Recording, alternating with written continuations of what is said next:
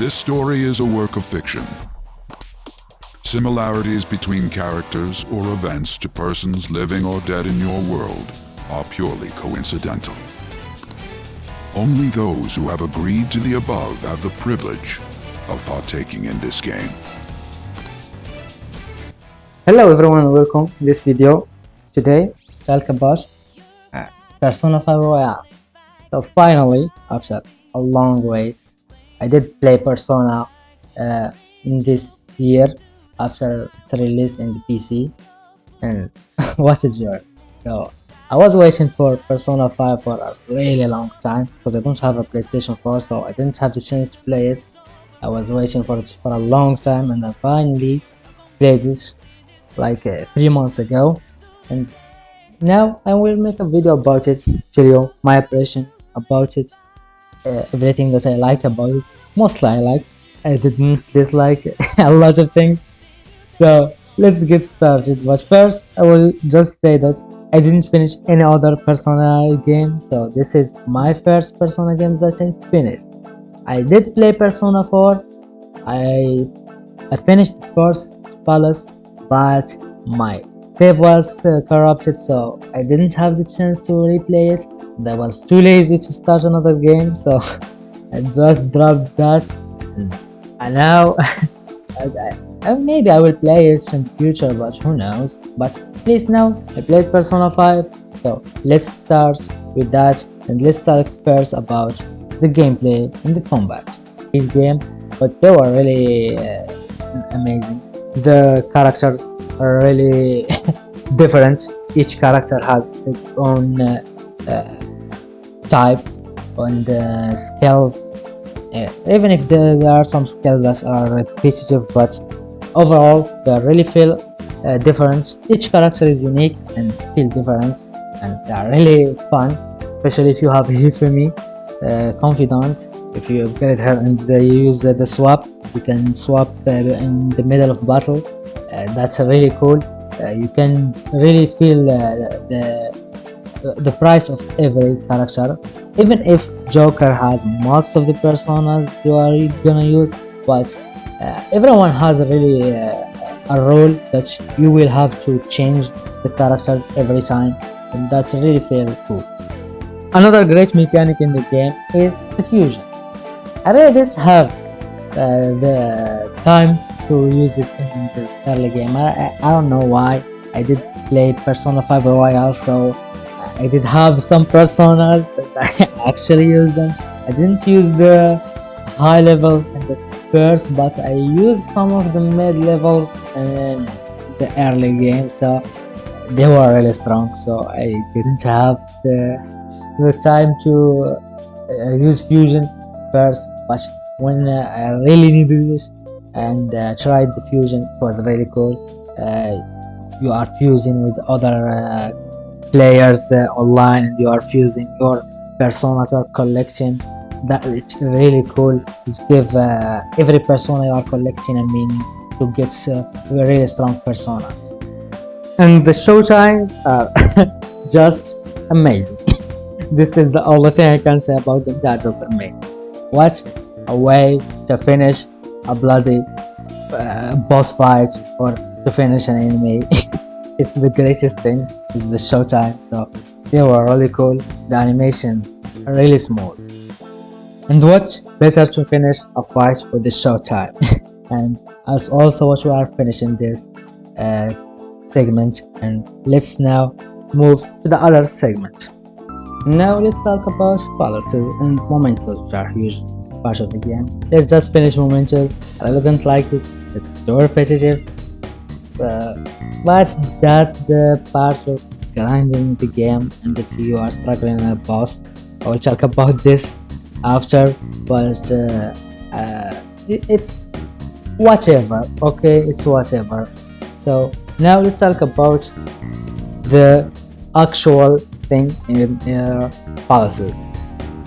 Palaces in this game are the dungeons, which have, of course, the boss, the final you will need to defeat, and you have a time limit to do that. This part of the game, as I said, this is the first Persona I finished. So this part was really amusing for me. It was so good for me. First time to see this idea in a game franchises in Persona, so it was a really amazing to see this. You have to manage your time and enter the palace each time, and trying to, won't waste time. So you will need to reach the part that the game tell you to go out from the palace. But everything from the palaces, we are talking about the design, top tier. The boss fights are also top tier. That's of course if we exclude the Optimora Palace, which doesn't have even a good design, doesn't match even Optimora. I didn't get the idea of the spaceship with the camera. All the other palaces were matching the ideas of their owners, but Optimora I didn't really get it. What is this? I don't know. The boss was horrible. It was really the worst boss for me in the game. So I wasn't at high level. I was under level like 7 levels or something like that, but I didn't have any problem with any boss, any enemy in the game. But as soon as I hit the Okimura Palace, the first enemy made me afraid of him. But I did finish the palace, of course. It wasn't a big deal. But oh my, what a boss it was when I reached the actual boss fight. So, by the way, I did like the puzzles and everything else in the palace, but I didn't like the design and the boss fight. So I see some people didn't like the puzzles and everything else. I really like it, but the boss was another thing. And it was horrible. First, you don't use the all-out attack. That's, I don't understand why that is in that boss. A mechanic from the game that you can use for yourself, but you can't use it there. Why? Because the game doesn't want you to do so. There was no reason for that, and the boss was really horrible for me. And after facing that boss like 3 times or 4 times, I really gave up.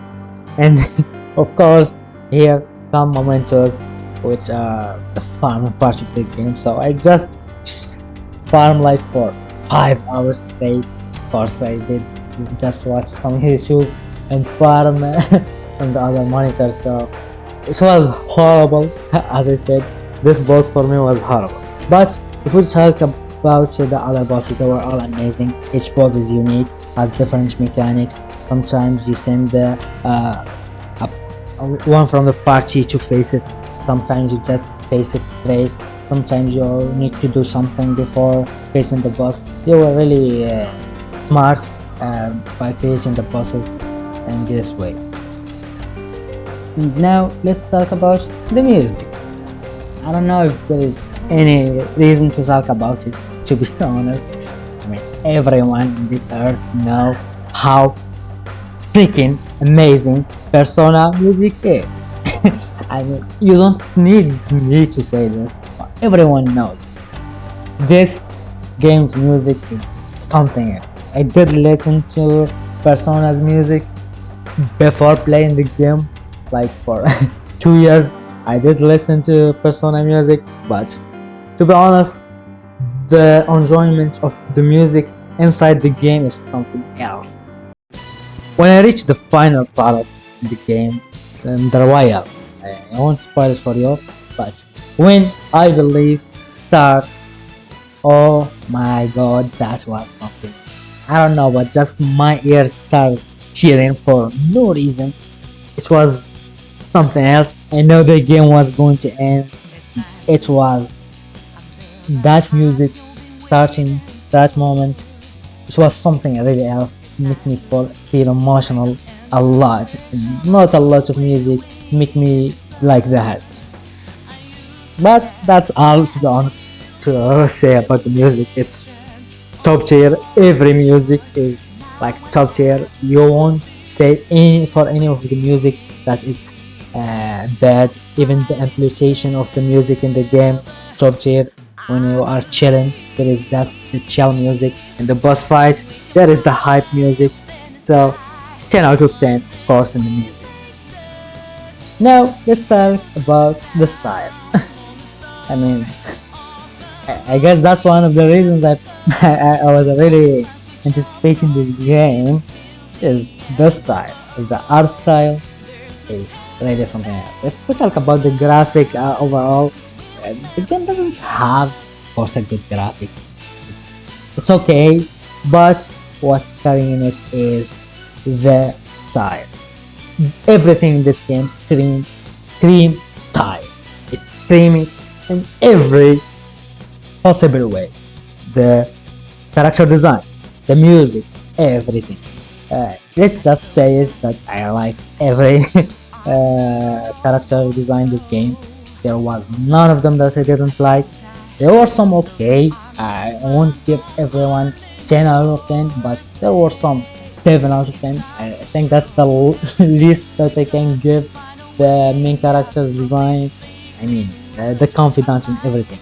So the style in this game is really screaming, that really grab you in every possible way, from the music, from the characters, from everything. It's really stylish. And also, speaking of the style, the design of the streets of Japan are amazing.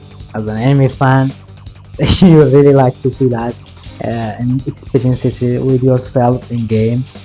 Going to Akihabara or Shibuya, every part of the map really feels alive. The style, of course, as as always from this game, the style in every part of the city was amazing. Even if the graphic wasn't as good, there were some, lower res places, but it didn't matter to be honest at all. It didn't matter at all. The style, the design was superior. You don't even care about the graphic or the low resolution. And now let's talk about the characters. And this is for me the most important aspect of the game: the character, the confidence. Even if I didn't like the story or the combat wasn't as good as it is, you can just play this game as a visual novel. The characters are really for everyone. I mean, you won't like every character, but there is a type of character for everyone. I don't know if someone will play this game and won't like at least half of the characters. For the boys, I think everyone will like Yuji, and how he is the true definition of a friend, a good friend, backing you up and supporting you in every step. He was really amazing. And for the girls, I think there is everyone chase in there, so you will really find someone you will like. As for the confidence and the plots for them overall, they weren't all amazing, but some are really great. We talk about Akechi and the rivalry between him and the Joker, Yoshizawa, which is for me the best arc in the game. Futaba, how Futaba changes in her arc was amazing. I didn't like Makoto as a lot of people did, to be honest. It was for me, but Ryuji, I really didn't like it. Yosuke too, but you will find what you like, and the best thing in this game is you will choose who to spend time with. So you will just spend time with the people who you like. But I think in a Royale, mostly you will finish every confidant. I did hear from people that you weren't able to do that in the regular game, but in Royale I finished them all very easily. Have to think about it or anything, especially in the third semester. In the third semester, especially the last few days before the final boss, I didn't have anything to do. I was just going to the jazz club or something else. That you will just have the time to finish them all, but you have the option to choose the one you really like, and if you don't like one, you can just skip it. But maybe you will do it just for the confident benefits with that. Overall, the confidence of the characters amazing. They are actually amazing. Maybe my best part of this game, or not maybe, but the best part for me in this game. I really get hooked from the characters, hearing them, going to school with them, spending time with them, dating them. Even though I used to one girl, so I didn't get the bad ending from dating. So let that slide. Each character felt different with their motifs, what they like, what they don't like, what where they like to spend time, like dating them, liking you like them. It's really so real, to be honest. I mean, to an extent, of course, it's real as an anime, of course. Now let's talk about the part with spoilers. So if you didn't by any chance didn't finish the game, so that's it for you to stop. I will spoil some characters, some plots, so leave now. And of course, finally, let's talk about the story. So the story overall for me wasn't like something from beyond the sky or something that I have never seen before, but it was good overall. But some of the plots, to be honest, I want to talk about Akichi in the character section because I was spoiled for some about him. So the Akichi plot was was mind blowing for me. I didn't really catch the hints they were giving. That's the best thing for me. Is in a mystery. If they give you hints, but you didn't get them, that's your fault, not the game fault or the writer fault. So they give you hints, and they were really clever in that. The hints they were given, when the plot actually happened, was something else. But the overall story, I think was there were some arcs that are really good, some arcs were mediocre, but the overall story was good. As I said, the best arcs for me were Nijima arc, the Madarame arc, the Yosuke, because I didn't like Yosuke at first, to be honest. I didn't like him, but as time goes, they grow up on me a lot. So that's one of the strong points of the game that I said earlier, that the characters are my best aspect of the game. But my favorite is the Yoshizawa arc. The last arc in the game was really something else. Maybe the best things in the game combined in one arc. So I didn't like the way we ended up in the final arc. As they said in the final of the game, I mean, before that arc, they said that there is no metaverse, no personas, but suddenly, yeah, just live with it. We will just extend the time a little bit to have Maruki have his power, then do other things. But overall, the Maruki is my best villain. Even if he isn't a villain overall, but he was a villain. He's countered the MC, so he's a villain. Yoshizawa is my best character. The plot for her was the best thing in the game for me. The development was something else. The plot of also Sumire and not Kasumi was amazing.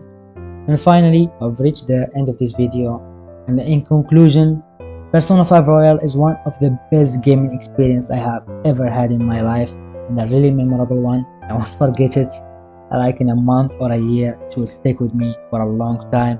And the end part of the game, it was raining, the window was open, and when the end happened, it was really something like something was missing. You know that feeling when you finish a game or a movie, a TV show or anime, anything, and you feel empty. You really need more. Like, you know, it wasn't like other games that you finished and you finally say, oh, I finished this game. Even if this game was really long, like more than 100 hours, but I really didn't feel it was that long. And this is how you know how a good game is. You finish it and you really want more and more from the game. So if you like the video, like it, subscribe, and maybe comment in your opinion about the game, and see you in another video.